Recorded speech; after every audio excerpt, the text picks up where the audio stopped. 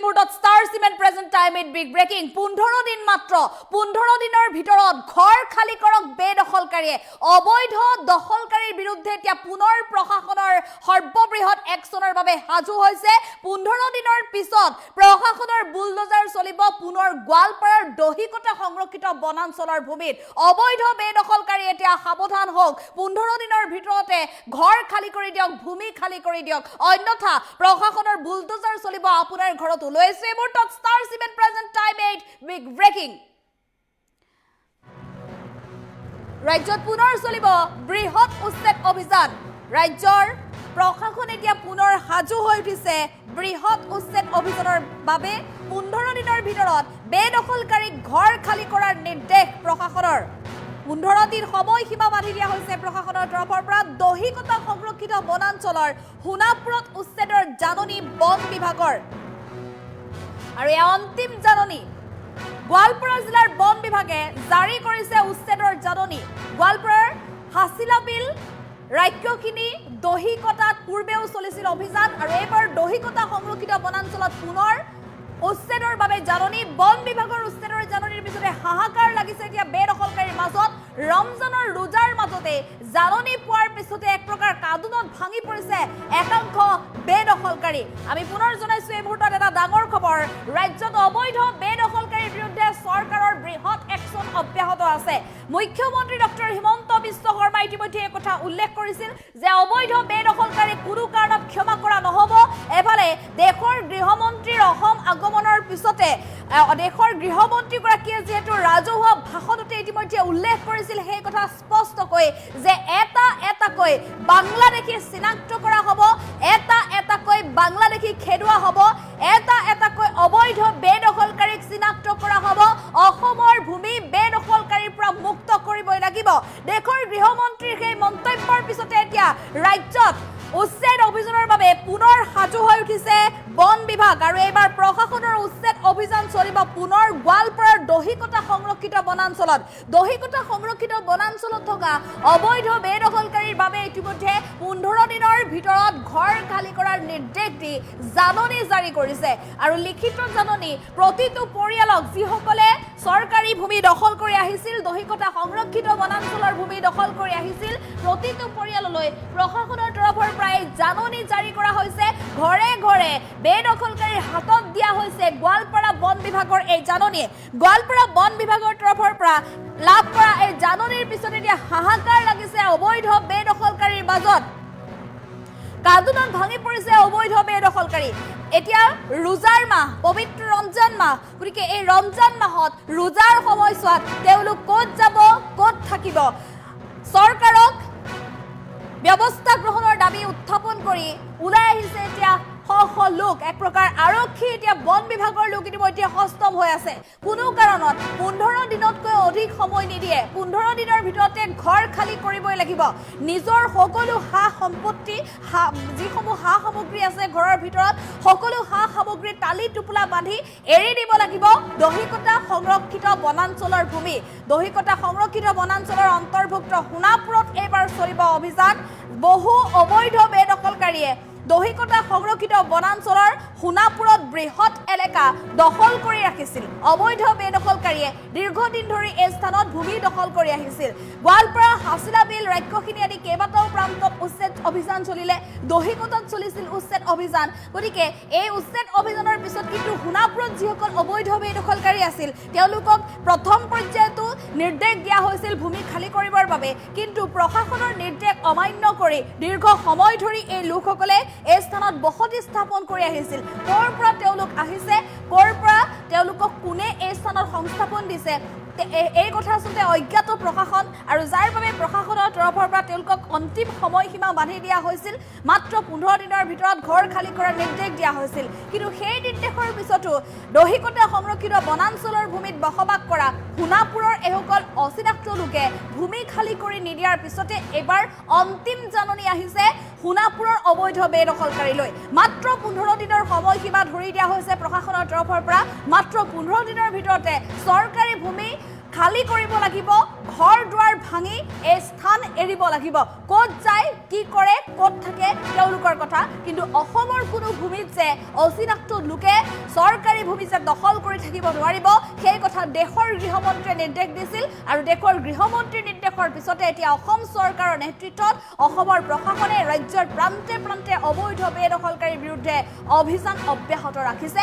গোৱালপাৰাৰ দহিকটাটোৰ বৃহৎ ভূমিত 15 দিনৰ ভিতৰত চলিব বুলডোজাৰ। শ বুলডোজাৰ সাজু আছে, প্ৰশাসন সাজু আছে। যিকোনো মুহূৰ্তত 15 দিনৰ অন্ত পৰাৰ লগে লগে উচ্ছেদ চলিব গোৱালপাৰাৰ দহিকটা সংৰক্ষিত বনাঞ্চলৰ সোণাপুৰত।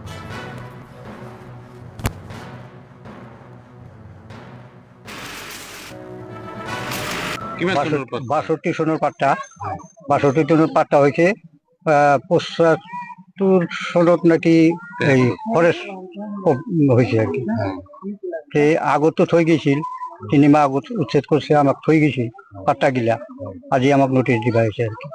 পাট্টা মাটিত নোটিশ দিছে, পাট্টা মাটিত নোটিশ দিছে। কি কৰিব আপোনালোকে? কিবা চিন্তিত হৈছে চাগে? চিন্তিত তো হৈছোৱে, চিন্তিত হৈছে মানে আমাৰ তোৰ ঠাইও নাই যে তাতে যাই ঘৰ কৰিম। এইখিনিয়ে মাটি আমাৰ, আৰ তো নাই মাটি কত। চৰকাৰক কি সৰকাৰেৰ ওচৰত এই অনুরোধ যে আমাক অন্য জায়গাত মাটি দিয়ে না, আমাক যাতে উচ্ছেদ করে আর বিনিময় মাটি আমাক দি উচ্ছেদ করব লাগে। হাতীপাৰা গাঁৱৰ ৰেভিনিউ গাঁৱৰ মানে যোনটো আগতে মানে একবাৰ ভাঙিছিল দহিকটা ৰিজাৰ্ভ ফৰেষ্ট বুলি, তাতে যিখিনি মানে পাট্টা মাটি আছে, পাট্টা মাটিত থকা ঘৰখিনি থৈ গৈছিল। কিন্তু এইবাৰ আৰু আজিৰ ডেটত মানে ইহঁতে কি কৰিল, 15 দিনৰ সময় দি মানে পাট্টাখিনি উচ্ছেদ হ'ব বুলি নোটিছ দিল। এটা বস্তু আমি মানে বুজিব পৰা নাই বা ধৰিব পৰা নাই যে যোনখিনি আমি জানো আইন মতে যে যদি পাট্টা মাটি গভৰ্ণমেণ্টক লগা হয়, গভৰ্ণমেণ্টে মানে এটা টাইম পিৰিয়ড, ভাল এটা টাইম পিৰিয়ড দি আৰু আগতীয়াকৈ জাননী দি এটা মানে নোটিছ পিৰিয়ড, ভাল এটা নোটিছ পিৰিয়ড 3 মাহ বা 6 মাহ এনেকুৱা এটা নোটিছ পিৰিয়ড দিয়ে আৰু মাটি আৰু ঘৰ বাৰীৰ ক্ষতিপূৰণ দিয়ে। কিন্তু ইয়াতে সেই ধৰণৰ একো দেখা পোৱা নাই।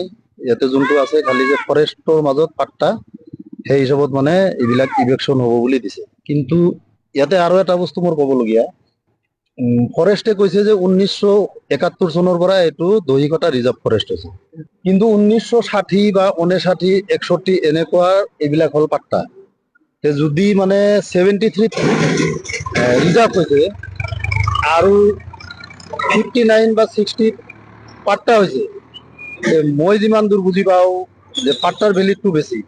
আৰু সেই পাট্টা মাটি থকা এৰিয়াখিনি কেনেকে মানে ৰিজাৰ্ভ ফৰেষ্টত দিয়া হ'ল, মানে চৰকাৰে চিন্তা চৰ্চা কৰিব লাগে আৰু আমাক যাতে উচিত মানে তদন্ত কৰি ভাল এটা ব্যৱস্থা কৰি দিয়ে। যদি চৰকাৰী পাট্টা মাটি লয়, হয়, চৰকাৰী বাধা দিব নোৱাৰে। হয়, বাধা দিব নোৱাৰে। তাৰ বিনিময় আপুনি কি খুজিব চৰকাৰক? তাৰ বিনিময় মানে মই এইখিনিয়ে ক'ব খুজিছো আমাৰ ফালৰ পৰা যে আমাক যাতে ভাল এটা জায়গা দিয়ে। ফাৰ্ষ্ট আমাৰ যিখিনি মাটি আছিল সেই হিচাপত আমাক ৰিপ্লেচমেণ্ট এটা মাটি দিয়ে আৰু আমাৰ যিখিনি ঘৰ বাৰী গছ গছনি আদি ক্ষতি হ'ব, সেই বস্তুখিনি মানে উচিত এটা মূল্য ধৰি আমাক যাতে সেই ক্ষতিপূৰণখিনি দিয়ে। যেনেকে মানে হাইৱে বা ৰাস্তা ঘাট হোৱাতে যদি মাটি যায়, যি হিচাপত মানে মূল্য দিয়ে, সেই হিচাপত যাতে আমাক মানে গভৰ্ণমেণ্টে দিব বুলি আশা কৰোঁ। হাতীপাৰা গাঁৱৰ ৰেভিনিউ গাঁৱৰ মানে যোনটো আগতে মানে একবাৰ ভাঙিছিল দহিকটা ৰিজাৰ্ভ ফৰেষ্ট বুলি, তাতে যিখিনি মানে পাট্টা মাটি আছে, পাট্টা মাটিত থকা ঘৰখিনি থৈ গৈছিল।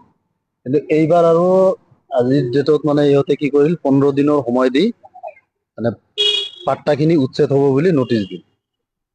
এটা বস্তু আমি মানে বুজিব পৰা নাই বা ধৰিব পৰা নাই যে যোনখিনি আমি জানো আইন মতে যে যদি পাট্টা মাটি গভৰ্ণমেণ্টক লগা হয়, গভৰ্ণমেণ্টে মানে এটা টাইম পিৰিয়ড, ভাল এটা টাইম পিৰিয়ড দি আৰু আগতীয়াকৈ জাননী দি এটা মানে নোটিছ পিৰিয়ড, ভাল এটা নোটিছ পিৰিয়ড 3 মাহ বা 6 মাহ এনেকুৱা এটা নোটিছ পিৰিয়ড দিয়ে আৰু মাটি আৰু ঘৰ বাৰীৰ ক্ষতিপূৰণ দিয়ে। কিন্তু ইয়াতে সেই ধৰণৰ একো দেখা পোৱা নাই। ইয়াতে যোনটো আছে খালি যে ফৰেষ্টৰ মাজত পাট্টা, সেই হিচাপত মানে এইবিলাক ইভেকশ্যন হ'ব বুলি দিছে। কিন্তু ইয়াতে আৰু এটা বস্তু মোৰ ক'বলগীয়া, ফৰেষ্টে কৈছে যে 1971 চনৰ পৰা এইটো দহিকটা ৰিজাৰ্ভ ফৰেষ্ট আছে, কিন্তু 1960 বা 59, 61 এনেকুৱা এইবিলাক হ'ল পাট্টা। যদি মানে 73 ৰিজাৰ্ভ হৈছে আৰু 59 বা 60 পাট্টা হৈছে, মই যিমান দূৰ বুজি পাওঁ যে পাট্টাৰ ভেলিটো বেছি আৰু সেই পাট্টা মাটি থকা এৰিয়াখিনি কেনেকে মানে ৰিজাৰ্ভ ফৰেষ্টত দিয়া হ'ল মানে চৰকাৰে চিন্তা চৰ্চা কৰিব লাগে আৰু আমাক যাতে উচিত মানে তদন্ত কৰি ভাল এটা ব্যৱস্থা কৰি দিয়ে। যদি চৰকাৰী পাট্টা মাটি লয় হয় তে আপোনালোকে চৰকাৰী সেইটোত বাধা দিব নোৱাৰে। হয় বাধা দিব নোৱাৰে। তাৰ বিনিময় আপুনি কি খুজিব চৰকাৰক? তাৰ বিনিময় মানে মই এইখিনিয়ে ক'ব খুজিছো আমাৰ ফালৰ পৰা যে আমাক যাতে ভাল এটা জাগা দিয়ে, ফাৰ্ষ্ট আমাৰ যিখিনি মাটি আছিল সেই হিচাপত আমাক ৰিপ্লেচমেণ্ট এটা মাটি দিয়ে আৰু আমাৰ যিখিনি ঘৰ বাৰী গছ গছনি আদি ক্ষতি হ'ব সেই বস্তুখিনি মানে উচিত এটা মূল্য ধৰি আমাক যাতে সেই ক্ষতিপূৰণখিনি দিয়ে। যেনেকে মানে হাইৱে বা ৰাস্তা ঘাট হোৱাতে যদি মাটি যায় যি হিচাপত মানে মূল্য দিয়ে সেই হিচাপত যাতে আমাক মানে গভৰ্ণমেণ্টে দিব বুলি আশা ভাটিপাৰা ৰেভিনিউ ভিলেজত 3 মাহ আগত আপোনাৰ উচ্ছেদ হৈছিল। ইয়াতে আমাৰ কিছুমান পাট্টা আছে, তাতে আজি মানে পাট্টাবিলাকত নটিচ দিয়া হৈছে, তেওঁলোকক 15 দিনৰ ভিতৰত উঠি যাবলৈ দিছে। আগতে ইয়াতে পাট্টা আছিল, আমাক কোনো ক্ষতিপূৰণ বা কোনো আমাক যে হিয়াৰিং হ'ব কোনো ইয়াতে নটিচত কোনো উল্লেখ নাই। আমাৰ এতিয়া আমাক ইয়াতে যদি উঠাই দিয়ে তেনেহ'লে আমি যাম ক'ত? পাট্টাৰো যদি ভেলিড নহয় তেনেহ'লে আমি কি কৰিম? আমি কলৈ যাম? আৰু আমাৰ ইয়াতে কোনো আমাৰ কথা শুনিবলৈ আমাৰ কোনো নাই, না প্ৰশাসন আছে না চৰকাৰ আছে। এতিয়া আমাৰ এটাই উচ্চতম ন্যায়ালয়ৰ দ্বাৰস্থ হ'ব লাগিব, তাৰ ওচৰত যি আশা তাৰ তাতে আছে আৰু তাৰ বাকী একো নাই আমাৰ। কিমান চনত পাট্টা পাইছিল আপোনালোকে? এইটো আমাৰ 69 এনেকে হ'ব, 69ৰ আগৰ আৰু কি। খাজ মাটিবিলাকত আগত 62ৰ পৰা আপোনাৰ খাজনা দিয়া আছিল, কিন্তু আমাৰ পাট্টাটো 69, কিন্তু ইয়াতে ফৰেষ্ট আপোনাৰ হৈছে 1973, কিন্তু তাৰ আগৰ পাট্টা আমাৰ। কিমানটা পৰিয়াল ডিক্লেয়াৰ হোৱাৰ আগত ইয়াতে মোটামুটি আপোনাৰ ধৰক 2 কটা ৰিজাৰ্ভত মোটামুটি পৰিয়ালটো বহুত কেইটা হ'ব, কিন্তু মাটি হিচাপত ধৰিলে ধৰক বেছি মাটি নহয়, ধৰক 10-12টা মাটি হ'ব পাট্টা। এতিয়া চিন্তিত হৈ পৰিছে আপোনালোকে? চিন্তিত এতিয়া আমি কি কৰিম, আমি কলৈ যাম? 15 দিনৰ ভিতৰত আমাক উঠিবলৈ দিছে ইয়াৰ পৰা। ইয়াতে আমাক কোনো হিয়াৰিঙৰ বাবে আমাক মাতা হোৱা নাই। আগতীয়াকে নটিচ দিয়া নাছিল আপোনালোকক? আগতে দিছিল, তেতিয়া আমি হাইকোৰ্টৰ দ্বাৰস্থ হৈছিলো, তাৰ পৰা